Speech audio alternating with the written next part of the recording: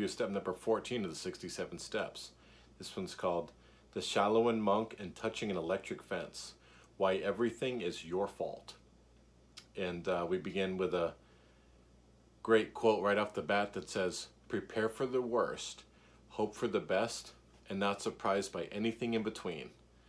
And Tai goes on to explain that he's been training in martial arts for since his early 20s, and he had a Kung Fu martial arts instructor that says, if you get mugged at 30 years old, it's your fault because you didn't start training martial arts at 5 years old. In other words, you didn't prepare and you just left life to chance. And Tai goes on to explain that most things you can actually anticipate. Maybe that mugging idea is a little bit aggressive and a little bit much, but we can transition these kind of attacks to not physical attacks, but other things like business and family and your social life. Most things in life you can anticipate happening before they happen. And the key thing is you always want to be prepared. The preparation, to the extent you prepare, can either totally prevent the problem or at least make it easier to deal with when it inevitably does come.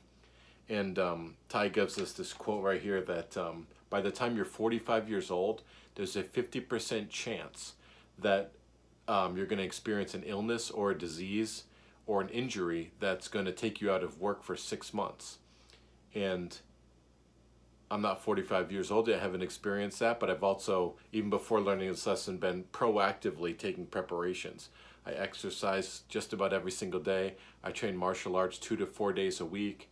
I practice good spending habits. I do things that I can control and don't worry about the things I can't control. But the key thing is, the key question then becomes, well, how do we prepare? Well, you prepare by building up your skill set. And there's 2 types of skill, Tai explains, soft skills and hard skills. The soft skills are kind of more immeasurable, but they're things like your social skills, persuasion, influence, perseverance, removing procrastination, removing laziness. Those are your soft skills. But then there's also hard skills, and those are the things you can do. Those are things like plumbing, copywriting, small engine repair, surgery, welding. And Tai again makes the observation, because remember, all these lessons point to awareness.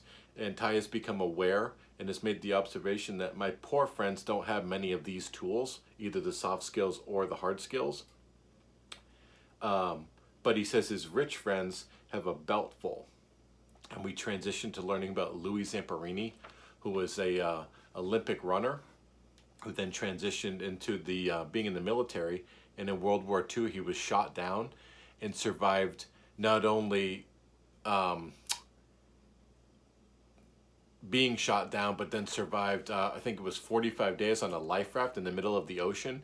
And then even more than that, amazingly survived 2 years in a POW camp in Japan. And it's attributed, what's attributed to his ability to survive is his preparation. And it's not just his mental preparation, but his Olympic training certainly increased his lung capacity and his ability to stay underwater for a long period of time while the Japanese were searching for him.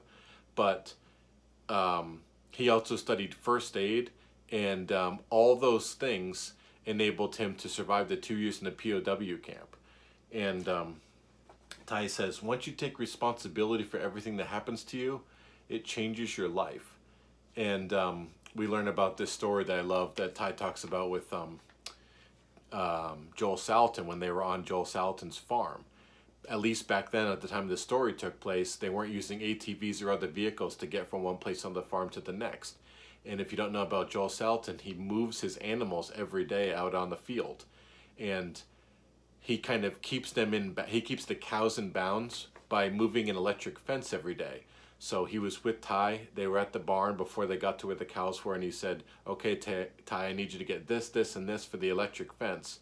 And Tai said, okay. And then when they walked the mile from the barn all the way to where the cows are, they set up the first fence, and then when they were setting up the second fence, he said, okay, Tai, give me that second white knob that we need. And Tai went to feel in his pockets, and he didn't have the second knob because he had forgotten it at the barn.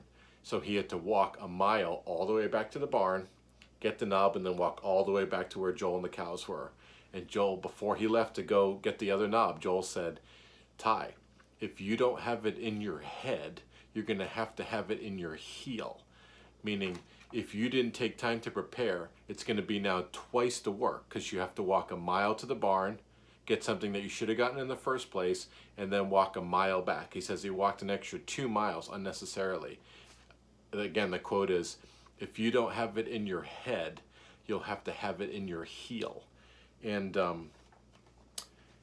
that's just a really good quote. I love that quote right off the bat. There's actually another quote that we got from Charlie Munger, who's half of Berkshire Hathaway, that we've learned from in previous lessons. But he says, I spent every day of my life preparing for the worst, and I'm not pessimistic for it, and I'm not depressed for it. I'm actually happier for it, because positivity is great, but only in the context of preparation. And prepared people are happy people. How do you not have a gut at 60 years old? You start exercising before you're 60 years old. And we know that challenges are going to come. And this isn't about being pessimistic, but it's also not about being overly optimistic. Positive thoughts and positive words only get you so far, but it's positive action that counts. And positive action comes from being prepared. And although it seems like paranoia, being prepared, having 6 months in savings, being physically fit, understanding how to read people before they screw you over, all those things will reduce your stress. And really the only stress you want to have in your life is purposeful stress, like exercise. You don't want to have worry, and you remove worry by being prepared. That's what this whole lesson is all about. And there's this other quote that's really good, that's really practical for this lesson, by Lao Tzu, I believe it is, and it says, do what is difficult when it is easy. And then Ty explains, double checking only takes 30 seconds. Don't obsess over it, but just take another minute to assess the situation. When you wake up tomorrow, ask yourself, what can I do to prepare for the guaranteed biological, financial, social, or interpersonal crisis that could arise over the next week? And I'm not a super religious person, but one person I like listening to their sermons is Joel Osteen, and he was doing a sermon a few years ago on the necessity to have discipline. And he says, the pain of discipline weighs ounces, but the pain of regret weighs tons. Very similar to the if you don't have it in your head, you'll have to have it in your heel quote. So I just try to build systems and processes so that I can double check to make sure that I'm being prepared. And the question for another way to prepare too is to read books like this, or in other books, because again, these books are enable you to simulate the future, and through books like this and biographies, you can see how people prepared for challenges that were to come, and you can see how people didn't prepare for challenges that they may perceive as unexpected, but really were fully expected. And again, back to that first lesson about the inversion, if you want to figure out how to be prepared, first figure out how not to be prepared, and then do the opposite. Not being prepared is just doing nothing and expecting that through media bias and other suggested events in your life that things are just going to work out. They're not. Things work out to the extent you work on them every day. And the quote at the end of the question at the end of this lesson is, what has caused you pain in your heel recently due to a lack of preparation, and what can you do to fix that?